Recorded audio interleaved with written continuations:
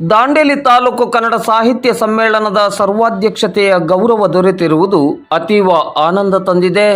Ustad KL Jamadar ಈ ತಿಂಗಳ ಅಂತ್ಯದಲ್ಲಿ ನಡೆಯಲಿರುವ ದಾಂಡೇಲಿ ತಾಲೂಕು 2ನೇ ಕನ್ನಡ ಸಾಹಿತ್ಯ ಸಮ್ಮೇಳನದ ಸರ್ವಾಧ್ಯಕ್ಷರಾಗಿ ಆಯ್ಕೆಯಾಗಿರುವ ಉಸ್ತಾದ್ KL ಜಮಾದಾರ್ ಅವರು ಈ ಗೌರವವು ಅತೀವ ಆನಂದ ತಂದಿದೆ.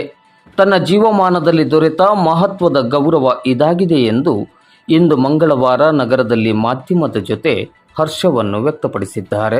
ಅಪ್ರತಿಮ ತಬಲಾ ಕಲಾವಿದರಾಗಿ ನಾಡಿನೆಲ್ಲೆಡೆ ಚಿರಪರಿಚಿತರು ಕಾಶಿಂ ಸಾಬ್ ಲಾಲ್ ಸಾಹೇಬ್ ಜಮಾದಾರ್ ಅವರು 93ರ ಇಳಿ ವಯಸ್ಸಿನಲ್ಲಿರುವ ಜಮಾದಾರ್ ಅವರು ಈಗಲೂ ಕೂಡ ಕಲಾ ಸೇವೆಯನ್ನು ಮಾಡಿಕೊಂಡು ಬರುತ್ತಿರುವುದು ಅವರೊಳಗಿನ ಕಲಾ ಉತ್ಸಾಹಕ್ಕೆ ಹಿಡಿದ ಕೈಗನ್ನಡಿ. ಬಡತನದಲ್ಲಿಯೂ ತಬಲಾ ವಾದನದತ್ತ ಒಲವು ಹರಿಸಿಕೊಂಡ ಜಮಾದಾರ್ ಅವರು ನಿರಂತರ ಪರಿಶ್ರಮದಿಂದಾಗಿ ರಾಜ್ಯ ರಾಷ್ಟ್ರದ ವಿವಿಧೆಡೆ ಕಲಾ ಸೇವೆಯನ್ನು ನೀಡಿರುವ ಸಂಗೀತ ವಿದ್ವಾಂಸರಾಗಿ ಹೊರಹೊಮ್ಮಿದವರು.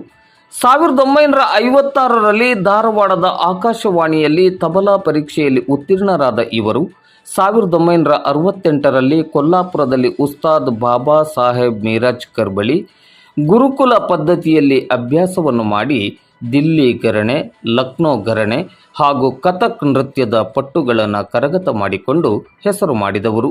ನಂತರ ಈ ತಬಲಾ ವಾದನವನ್ನೇ ತಮ್ಮ ಬದುಕಿನ ಮುಖ್ಯ ಅಂಗವನ್ನಾಗಿ ಮಾಡಿಕೊಂಡ ಇವರು ತಮ್ಮ ಮನೆಯಲ್ಲಿಯೇ ತಬಲಾ ತರಗತಿಯನ್ನು ನಡೆಸುವ ಜೊತೆಗೆ ದಾಂಡೇಲಿ, ಜೋಯಿಡಾ, ಕದ್ರಾ, ಕೈಗಾ, ಕೊಡಸಳ್ಳಿ, ಗಣೇಶ್ ಗುಡಿ, ಧಾರವಾಡ ಸೇರಿದಂತೆ ಹಲವಾರು ಕಡೆ ತರಬೇತಿ ಕೇಂದ್ರಗಳನ್ನು ಪ್ರಾರಂಭಿಸಿ ಸಾವಿರಾರು ಶಿಷ್ಯರಿಗೆ ತಬಲಾ ತರಬೇತಿಯನ್ನು ನೀಡಿದವರು.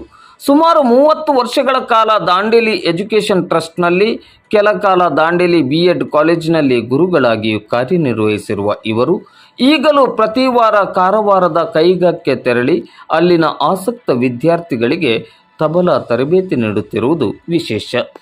ರಾಜ್ಯ ರಾಷ್ಟ್ರದೆಲ್ಲೆಡೆ 1000ಕ್ಕೂ ಹೆಚ್ಚು ಕಾರ್ಯಕ್ರಮಗಳನ್ನು ನೀಡಿರುವ ಇವರು ತಬಲಾ ವಾದನದಲ್ಲಿ ಘಟಾನುಘಟಿಗಳಿಂದ ಬೇಷ್ ಎನಿಸಿಕೊಂಡಿದ್ದಾರೆ.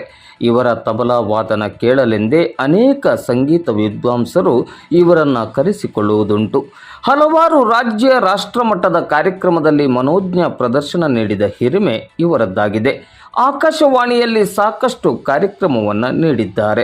1984ರಲ್ಲಿ ಇವರು 54 ಗಂಟೆಗಳ ಕಾಲ ನಿರಂತರ ತಬಲಾ ಸೋಲೋ ನುಡಿಸಿ ದಾಖಲೆಯನ್ನು ಬರೆದಿದ್ದಾರೆ. ಇವರ ಸಾಧನೆಯನ್ನು ಪರಿಗಣಿಸಿ ಇವರಿಗೆ ತಾಲೂಕು, ಜಿಲ್ಲೆ, ರಾಜ್ಯ ಮಟ್ಟದ ಹಲವಾರು ಸನ್ಮಾನಗಳು, ಗೌರವ ಪುರಸ್ಕಾರಗಳು ಅರಸಿ ಬಂದಿವೆ.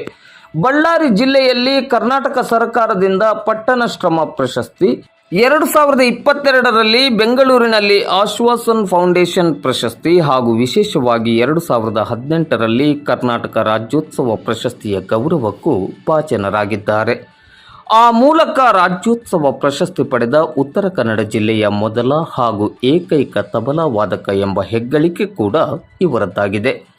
93ರ ಇಳಿ ವಯಸ್ಸಿನ ಸಂಗೀತ ಕ್ಷೇತ್ರದ ಈ ದಿಗ್ಗಜನ ಸಾಧನೆಗೆ ದಾಂಡೇಲಿ ತಾಲೂಕು ಕನ್ನಡ ಸಾಹಿತ್ಯ ಸಮ್ಮೇಳನದ ಸರ್ವಾಧ್ಯಕ್ಷತೆಯ ಗೌರವ ಒಲಿದು ಬಂದಿರುವುದು ನಿಜಕ್ಕೂ ಸಕಾಲಿಕ ಮತ್ತು ಸೂಕ್ತವೂ ಆಗಿದೆ.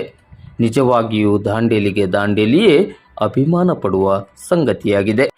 ದಾಂಡೇಲಿ ತಾಲೂಕಿನ 2ನೇ ಕನ್ನಡ ಸಾಹಿತ್ಯ ಸಮ್ಮೇಳನದ ಸರ್ವಾಧ್ಯಕ್ಷರನ್ನಾಗಿ ನಿಮ್ಮನ್ನು ಈಗಾಗಲೇ ಆ ಒಂದು ಸ್ಥಾನಕ್ಕೆ ಆಯ್ಕೆ ಮಾಡಿದ್ದಾರೆ.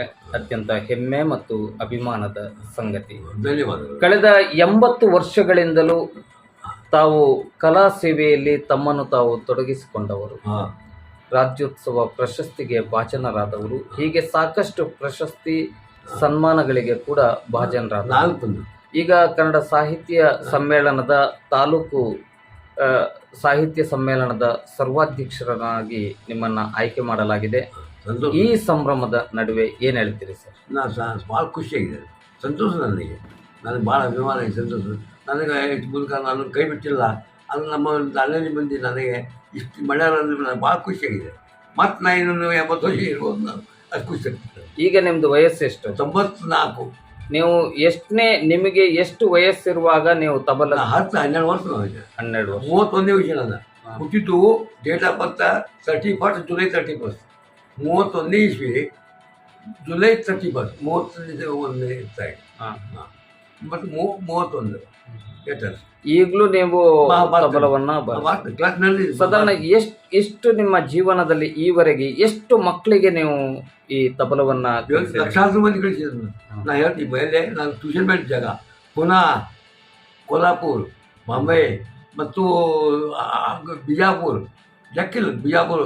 ಮತ್ತು ಈಗ ಸಾಹಿತ್ಯ ಸಮ್ಮೇಳನದ ಸರ್ವಾಧ್ಯಕ್ಷರನ್ನಾಗಿ ನಿಮ್ಮನ್ನ ಆಯ್ಕೆ ಮಾಡಿದ್ದೀವಿ, ಈ ಗೌರವಕ್ಕೆ ತಾವು ಭಾಜನರಾಗಬೇಕು ಅಂತೇಳಿ ನಿಮಗೆ ಹೇಳಿದಾಗ ಖುಷಿ. ಮೊದಲ ರಿಯಾಕ್ಷನ್ ನಿಮ್ದು ಹೇಗೆ ಏನಿತ್ತು?